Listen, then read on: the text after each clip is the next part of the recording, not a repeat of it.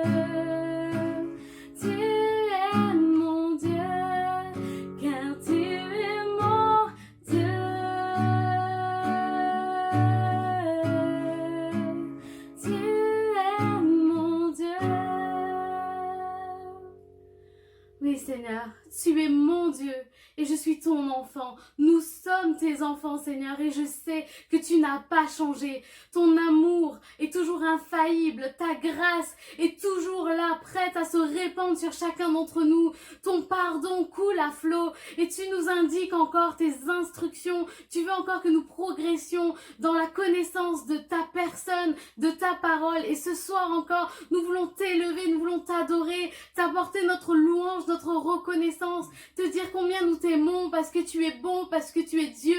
Merci parce que nous pouvons nous fier à toi, nous pouvons nous appuyer sur toi. Nous avons pleine assurance en toi, Seigneur. Merci parce que encore, tu rends nos oreilles sensibles à l'écoute de ta parole. Tu rends nos cœurs ouverts et disposés à recevoir ta parole et à la mettre en pratique. Parle-nous encore, nous avons soif de toi. Merci, Seigneur, pour qui tu es et pour ce que tu fais. Merci mon Dieu, Amen. Bonsoir à tous. La dernière fois que je me suis trouvé devant vous, nous avons parlé de David et de sa proximité avec Dieu. Une telle proximité qu'il était capable de reconnaître sa voix et même le bruit de ses pas. C'est vraiment extraordinaire de pouvoir vivre cela avec Dieu. Et nous sommes tous appelés, je le crois, à vivre cet extraordinaire. Peut-être que nous ne le vivons pas encore. Et peut-être que les questions se multiplient dans notre tête. Comment reconnaître la voix de Dieu? Comment être sûr que c'est lui qui nous parle? Et si ce n'était que notre pensée, et non la voix de Dieu? Ce soir, je vous propose de voir au travers de l'exemple du prophète Samuel que nous avons besoin de deux choses. De connaître Dieu et d'avoir la révélation de Dieu.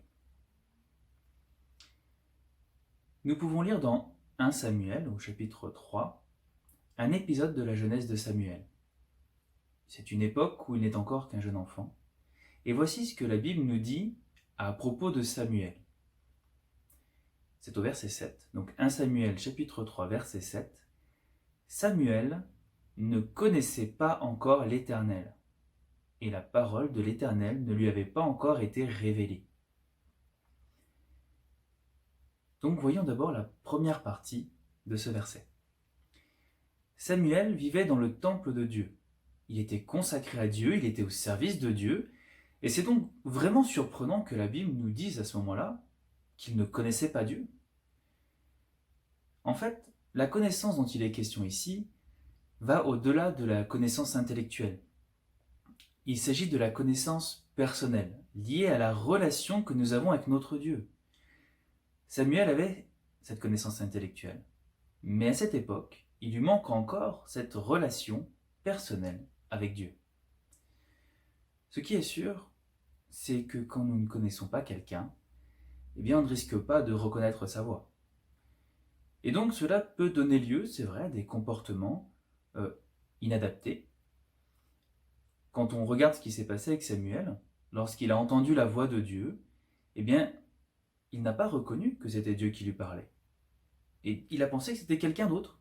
Alors il est allé réveiller ce quelqu'un d'autre à 3 reprises au milieu de la nuit. Et c'est vrai que ça peut nous prêter à rire. Mais quand on regarde à notre propre vie, eh bien, combien de fois est-ce que Dieu nous a parlé? Et avons-nous attribué finalement cette parole de Dieu à quelqu'un d'autre qu'à lui ou à nos propres pensées? Après, l'inverse aussi est vrai. Il arrive que nous attribuions à Dieu des paroles qu'il ne nous a jamais dites. Si je prends un simple exemple, on peut prendre l'exemple de Paul de Tarse, qui au départ s'appelle Saul de Tarse. Il croyait faire la volonté de Dieu en persécutant les premiers chrétiens, les tuant, les emprisonnant. Mais plus tard, il s'est rendu compte que ce n'était pas du tout la volonté de Dieu. Donc, pour connaître Dieu et ainsi reconnaître sa voix, il faut d'abord avoir une véritable relation avec lui. Cela commence, comme n'importe quelle relation, prendre du temps pour nouer cette relation. Prendre du temps pour rechercher la présence de Dieu. Là, c'est une relation qui dépasse toutes les autres relations que l'on pourrait avoir avec une personne, avec un être humain. Là, c'est une relation avec notre Créateur. On a vu pendant ces temps de confinement des gens qui voulaient absolument avoir des relations avec d'autres, et on a vu des situations très créatives finalement, que ce soit aux informations ou dans notre entourage, pour avoir finalement cette relation. Alors, à plus forte raison, combien nous aussi nous devons rechercher la présence de Dieu et ne pas nous laisser arrêter par des circonstances, bonnes ou mauvaises, qui viendraient justement essayer de nuire à notre relation avec Dieu, de nuire à notre volonté d'être dans sa présence le plus souvent possible.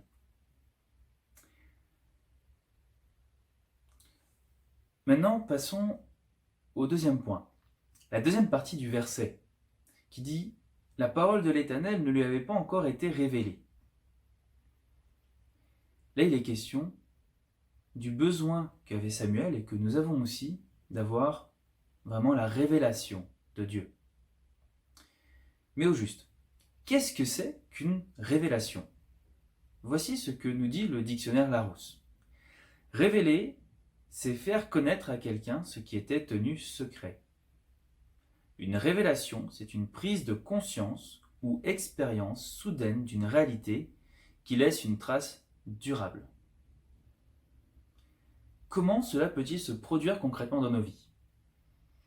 Eh bien, quand on continue de suivre l'exemple de Samuel, lorsque Dieu va appeler Samuel pour la 4e fois, eh bien Samuel va lui apporter la réponse suivante. On la trouve au verset 10, toujours du chapitre 3 du premier livre de Samuel.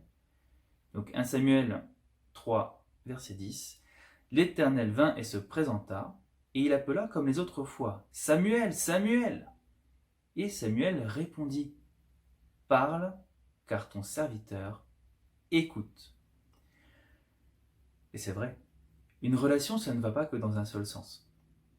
Si nous voulons apprendre à reconnaître la voix de Dieu, mais qu'il n'y a que nous qui parlons, eh bien la relation est incomplète.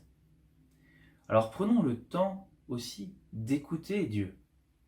Et comme Samuel, invitons-le à nous parler. De cette manière, Dieu pourra nous parler et nous permettre de recevoir cette révélation qui nous manque.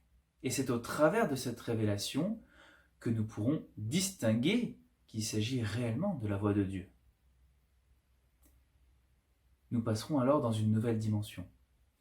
Cette dimension que connaît déjà David, puisque non seulement on l'a dit, il reconnaît la voix de Dieu, et même jusqu'au son de ses pas. Aspirons nous aussi à vivre de telles choses. Au début de ce chapitre 3 du premier livre de Samuel, Samuel ne connaissait pas Dieu et il n'avait pas encore reçu sa révélation. Mais à la fin de ce même chapitre, il est noté que tout Israël reconnaît que Dieu a établi Samuel comme étant un prophète de l'Éternel. On peut vraiment dire que Samuel est passé dans cette dimension extraordinaire de la révélation de Dieu. En conclusion, pour reconnaître la voix de Dieu, soyons encouragés ce soir à avoir cette relation personnelle avec lui.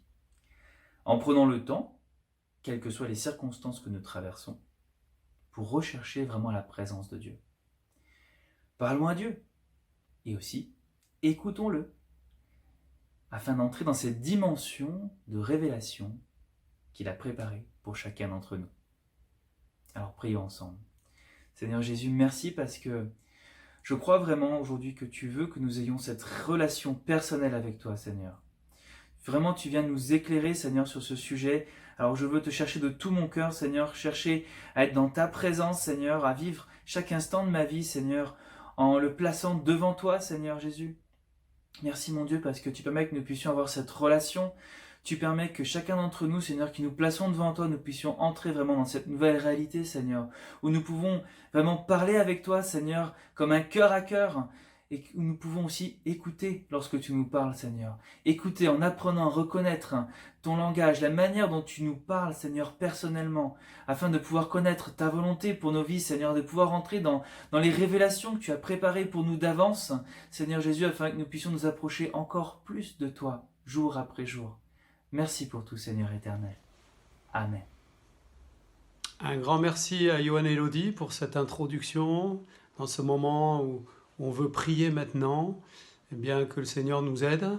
On veut prier en effet pour ces choses qui nous ont été rappelées, qui sont essentielles, la relation personnelle que nous devons avoir avec Dieu. Si tu ne l'as pas encore établie dans ta vie, je t'encourage vraiment à prier pour ça maintenant. Et si tu l'as déjà fait, prie pour que le Seigneur t'aide à grandir dans cette relation personnelle, à aller plus loin encore, faire davantage. Et puis que cela permette que le Seigneur se révèle à toi d'une manière toute spéciale, comme tu ne l'as jamais encore vu qu'il se révèle à toi. Ça nous a été dit que tu n'es pas une approche intellectuelle de Dieu, mais que vraiment tu as une révélation de l'Esprit. C'est l'Esprit de Dieu qui peut dire à notre esprit qui il est. Et donc, moi j'ai besoin de savoir qui est Dieu, de le découvrir encore davantage. J'en connais qu'une toute petite partie. Puis aussi de savoir sa volonté pour ma vie. Voilà, c'est important. Prions pour cela.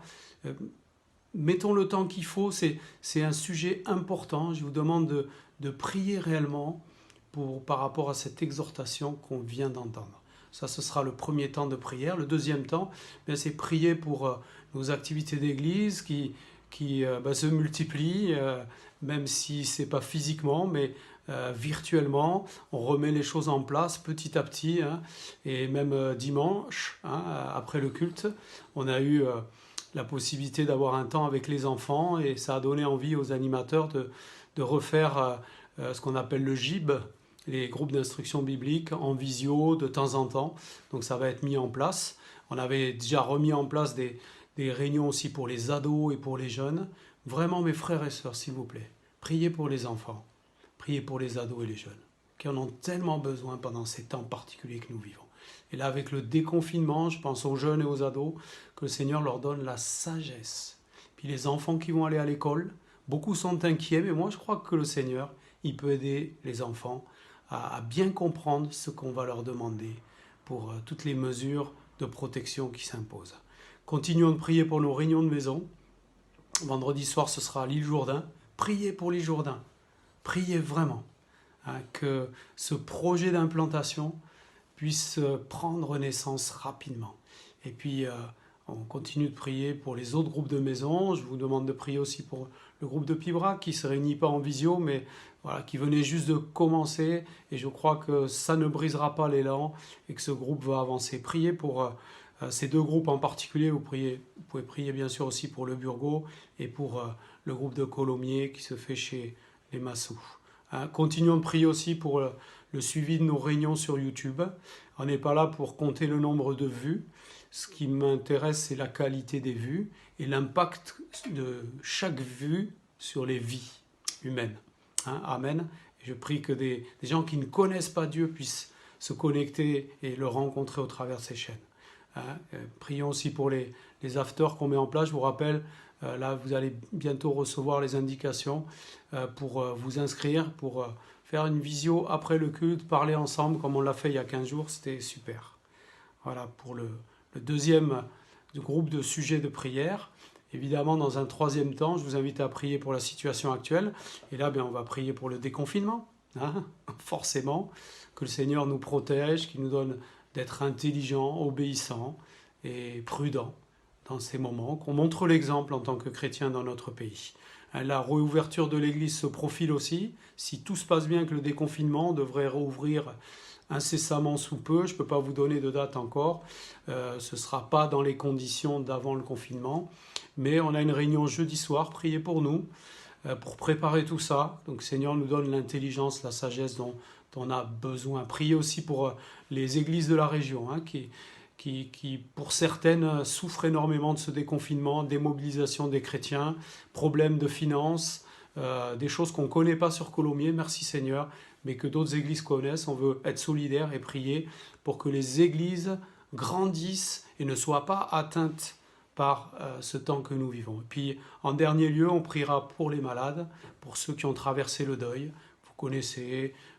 Vous en connaissez certains, citez-les devant le Seigneur. C'est difficile pour moi de donner des noms parce qu'on est sur Internet. Mais vous connaissez les frères et sœurs qui ont besoin. Il y a un frère en particulier qui doit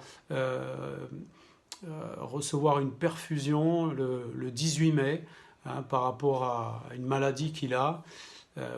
C'est un traitement, mais le problème c'est que ce traitement va baisser ses défenses immunitaires.